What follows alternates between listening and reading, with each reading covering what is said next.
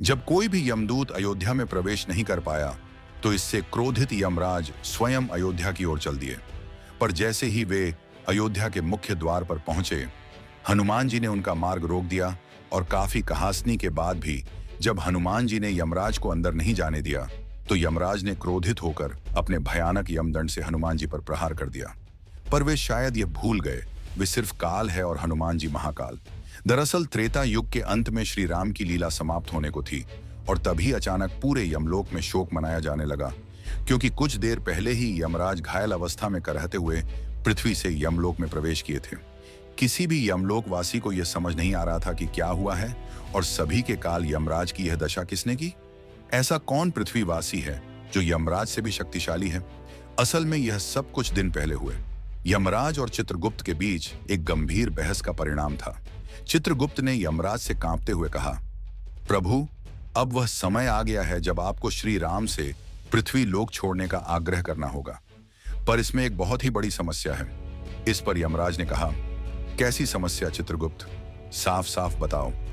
तब चित्रगुप्त ने कहा, प्रभु, अयोध्या में पिछले कई वर्षों से कोई भी यमदूत प्रवेश ही नहीं कर पाता। इस वजह से अयोध्या के किसी भी मनुष्य की मृत्यु नहीं हो पा रही। आप चाहें तो यमदूतों से पूछ सकते हैं। और तब यमराज के पूछने पर यमदूतों ने बताया कि जब वे अयोध्या के समीप पहुंचते हैं तो अयोध्या के द्वार पर पहरा दे रहे एक वानर के शरीर से निकलता हुआ प्रकाश जैसे ही उनके शरीर पर पड़ता है तो उनके शरीर जलने लगते हैं और इसलिए वे आगे नहीं बढ़ पाते। यह सुन यमराज के पूछने पर जब चित्रगुप्त ने यह बताया कि वह वानर कोई और नहीं स्वयं हनुमान है, तो यमराज खाके मारकर हंसते हुए कहने लगे, तुम लोग हनुमान से इतना डर रहे हो? मैं चाहूं तो किसी के भी प्राण ला सकता हूं, फिर वह हनुमान किस गिनती में है? और इतना कहते ही यमराज अपने महज भैंसे पर सवार होकर अयोध्या की ओर चल पड़े। पर जैसे ही वे अयोध्या के द्वार पर पहुंचे, हनुमान जी उनके सामने आ गए। हनुमान जी ने अत्यंत विनम्रता से प्रणाम करते हुए कहा, हे धर्मराज, आप मृत्यु के देवता हैं। आपका यहां आना अशुभ संकेत है। कृपया बताएं, आप यहां क्यों पधारे हैं? यमराज ने अपने अहंकार भरे स्वर में कहा, हनुमान, मेरे मार्ग से हट जाओ। मैं यहां श्री राम से मिलने आया हूं, क्योंकि उन्होंने अपनी लीला की जो अवधि निर्धारित की थी वह समाप्त हो चुकी है। यह सुनते ही हनुमान जी ने दृढ़ता से कहा, हे यमदेव, मेरे प्रभु की आज्ञा के बिना इस नगर में कोई प्रवेश नहीं कर सकता और जब तक मैं जीवित हूं कोई भी शक्ति मेरे प्रभु को यहां से नहीं ले जा सकता। आप लौट जाइए। यमराज ने इसे अपना घोर अपमान समझा और गरजते हुए बोला, अरे मूर्ख वानर, तू काल को रोकने का दुस्साहस कर रहा है। मेरे मार्ग से हट जाओ, नहीं तो मुझसे युद्ध करो। यमराज के यह कठोर स्वर और युद्ध की ललकार सुन हनुमान जी क्रोध से तिलमिला उठे और फिर शुरू हुआ हनुमान जी तथा यमराज के बीच वो भयानक युद्ध जिसका आप सभी को इंतजार था। क्रोधित होकर यमराज ने अपनी विशाल गदा से प्रहार किया। इस पर हनुमान जी ने भी अपनी गदा उठाई और दोनों गदाओं की टक्कर से ऐसी भयंकर ध्वनि उत्पन्न हुई मानो ब्रह्मांड फट पड़ा हो। पर इस टकराव में यमराज की गदा के टुकड़े टुकड़े हो गए और तब यमराज ने यह सोचकर अपना कालपाश हनुमान जी पर फेंका कि वे हनुमान जी के प्राण को खींच लेंगे। पर हनुमान जी ने उसे हवा में ही पकड़ा और अपने दोनों हाथों से ऐसा खींचा कि उसके टुकड़े टुकड़े हो गए। अपनी पराजय समीप देख यमराज क्रोध से तिलमिला उठे। उन्होंने अपना सबसे प्रलयकारी अस्त्र यमदंड निकाला और गर्जना करते हुए हनुमान जी पर अमोघ यमदंड से प्रहार कर दिया। उस प्रलयकारी यमदंड को अपनी ओर आता देख हनुमान जी का शांत और सौम्य मुखमंडल प्रलयकारी तेज से ढक उठा। उन्होंने अपना रूप इतना विकराल उनके सामने एक चींटी के समान लगने लगे और जैसे ही वह अमोघ यमदंड उन तक पहुंचा, हनुमान जी ने अपना विशाल मुख खोला और उस अमोघ यमदंड को ठीक वैसे ही निगल गए जैसे उन्होंने भगवान शिव का त्रिशूल निगला था।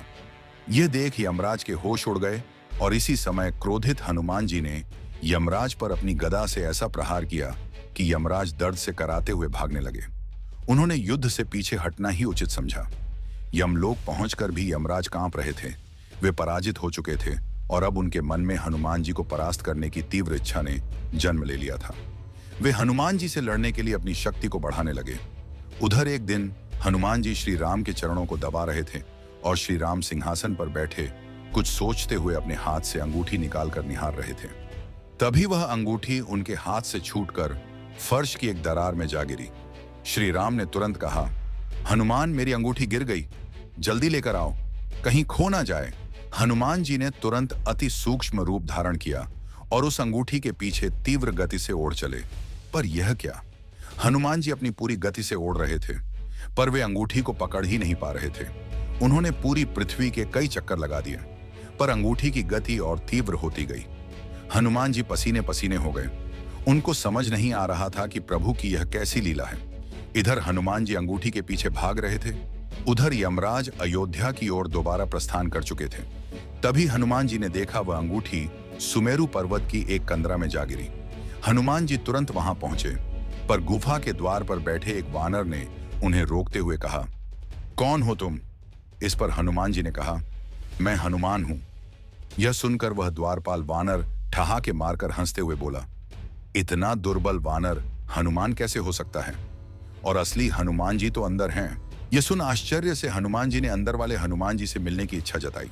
जैसे ही द्वारपाल वानर अनुमति लेकर आया, हनुमान जी ने अंदर प्रवेश किया और अंदर आते ही उन्होंने एक ऐसे दिव्य वातावरण का अनुभव किया जो स्वयं श्री राम के समीप होने से भी अधिक मनोरम था।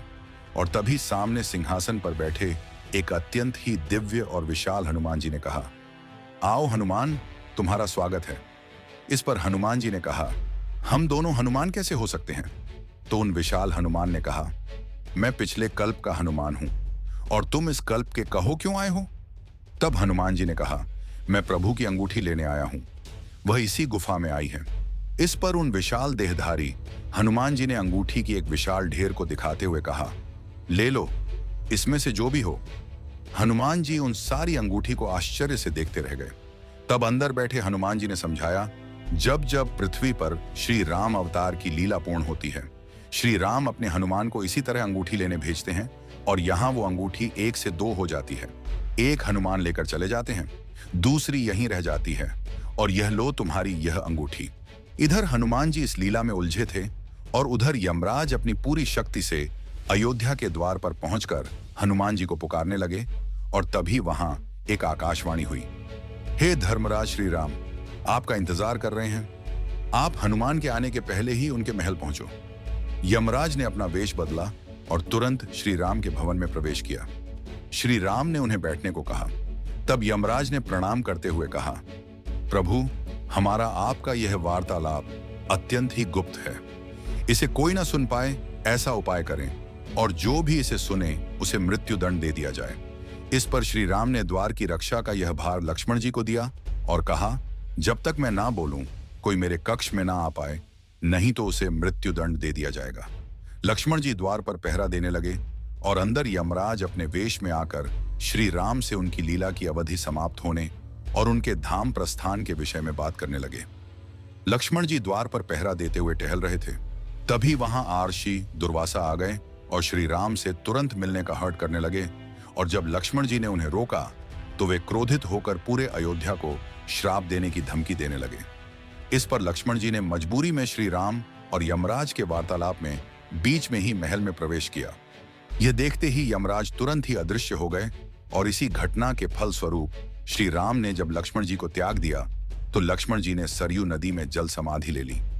जब हनुमान जी प्रभु की अंगूठी लेकर अयोध्या वापस आए तो श्री राम सहित सभी परिकर धाम प्रस्थान करने के लिए सरयू तट पर थे।